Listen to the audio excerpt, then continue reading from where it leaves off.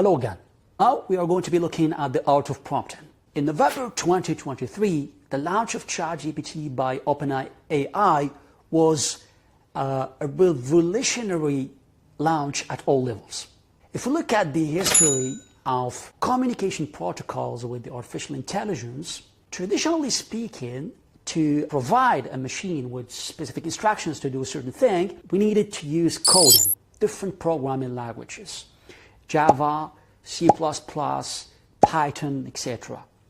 And what happened with the launch of ChatGPT, the large language models, is that we moved from the complex process of programming and coding to communicate with the machine and give it instructions for performing a certain task into communicating with the machine just using natural language, human natural language, which means the same way I talk to a friend, the same way I talk to a family member, I would like to ask them for something, I can also ask the machine. Now I don't need to code and use like complex programming language to provide the machine with instructions.